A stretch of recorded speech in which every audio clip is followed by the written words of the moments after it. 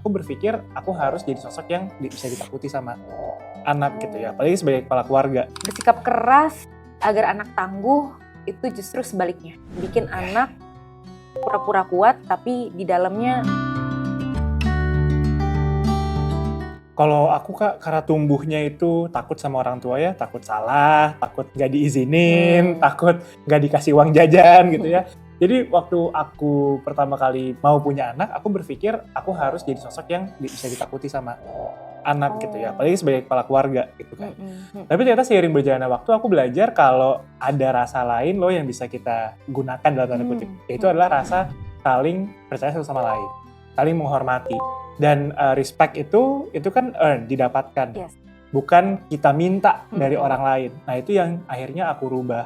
Bagaimana aku dengan mulai ya kita menghormati anak, menghormati pasangan di depan anak juga gitu. Seiring berjalannya waktu, respect itu atau rasa hormat tersebut yang akhirnya menjadi koridornya kali ya. Jadi batasan-batasan di anak juga. Jadi anak nggak mau berbohong karena nggak mau mengecewakan orang tuanya, atau bukan karena takut sama orang tuanya, tapi lebih karena rasa hormat itu. Anak mau nurut bukan karena takut sama hukumannya, tapi lebih ke karena menghormati orang tuanya. Dan kedekatannya jadinya bukan cuma transaksional ya kalau di aku ya. Berarti bukan fear-based parenting. Bukan fear-based parenting, ya, betul. Jadi berdasarkan rasa takut ya. Kalau aku pun merasa bahwa sekarang itu banyak tren-tren, sebenarnya bukan tren ya, mungkin karena media sosial aja membuat ini tuh jadi banyak didiskusikan atau diobrolin gitu, yaitu harus bersikap keras kepada anak agar anak itu tangguh menghadapi dunia luar. Karena dunia keras katanya. Dunia itu keras soalnya gitu, jadi harus dikasih tahu betapa kerasnya dunia ini mulai dari rumah gitu katanya ya. Menurutku ini lucu ya, lucu tuh dalam arti gini, seandainya kita itu mau ngajarin ke anak, kalau kamu berkendara di jalan, itu mungkin banget terjadi kecelakaan. Meskipun kita udah bener nih ya berkendaranya, tapi kecelakaan itu bisa aja terjadi.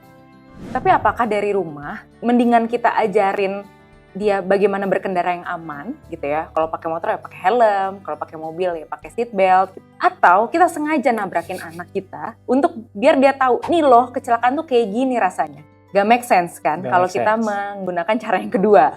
Nah, akan lebih baik kita menggunakan cara yang pertama, yaitu menciptakan rasa aman atau mengajarkan bahwa, nah, apapun yang terjadi di luar sana, seberapa keras pun itu, atau kamu mengalami kesulitan, hambatan, kami ada di sini sebagai orang tua yang akan selalu menerima kamu dan akan selalu mendukung kamu.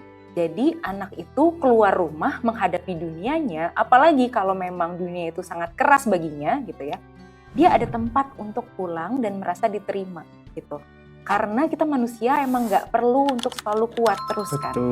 Kalau katanya ditempa nanti akan jadi kuat. Sayangnya tempan itu harusnya tidak datang dari orang yang bisa memberikan rasa aman dan kasih sayang gitu. Kesulitan hidup, kerasnya dunia itu nggak langsung diberikan oleh orang tua, tetapi anak itu pasti akan menghadapinya. Misalnya dia gagal dalam ujian gitu ya, atau dia merasa ragu akan dirinya sendiri ketika mau tampil atau perform, itu aja tuh sebenarnya adalah latihan-latihan menghadapi kerasnya dunia atau sesuatu yang tidak sesuai dengan harapannya. Nah, bagaimana orang tua justru menjadi rumah yang mana, ya udah nak, kita bisa ngapain nih dengan kondisi kamu yang seperti ini. Atau ketika anak melakukan kesalahan, orang tua tuh nggak langsung bilang, tuh kamu sih nggak mau dibilangin gitu ya, makanya kita kerasin biar anak tuh nggak lembek. Enggak, justru kalau kamu melakukan kesalahan, mari kita perbaiki. Tanggung jawabnya seperti apa, peran orang tua mungkin di belakang untuk mendukung. Jadi kayaknya bersikap keras agar anak tangguh, itu justru sebaliknya, bikin anak pura-pura kuat tapi di dalamnya hancur berkeping-keping. Atau dunia keras, rumah keras, dia mau pulang kemana? Jadinya kegencet ya justru ya. Dari rumah di tempat lain nanti jalan. Oh, kalau aku selalu cek siapa yang ngomong, itu yang pertama. Kredibilitas dulu. Yang kedua, aku cek sumbernya. Jadi menurut aku, karena sekarang semua orang tuh bisa bikin konten, semua orang itu bisa ngomong pengalaman mereka, dan bukan berarti pengalamannya nggak valid gitu. Bisa jadi pengalaman memang terjadi, memang dialami sama dia, perasaannya memang nyata, tapi nggak berarti itu harus sama kita. Cuman kalau misalkan kita bisa lebih kritis dalam arti kita tadi cek validitasnya, reliabilitasnya, apakah ada penelitian pendukungnya, atau mungkin ada publikasi yang bisa menjelaskan lebih jauh, baru deh mungkin kita bisa pikirin, oh mungkin kita bisa praktekin ya. Tapi kalau misalnya enggak, ya udah, jadi itu pengalaman aja, pengalaman orang lain yang nggak harus ada di kita juga. Setuju sih. Jadi kita lihat dulu siapa sih yang mempublikasikan konsep ini gitu ya. Nah, kalau misalnya teman-teman juga melihat di media sosial banyak kan ya tips-tips parenting bisa dari mana aja sebenarnya. Hal yang pertama itu bukan gimana caranya saya harus menerapkan tips ini atau konsep ini, tapi ditanyakan dulu kemampuan kita dalam mengolah informasi.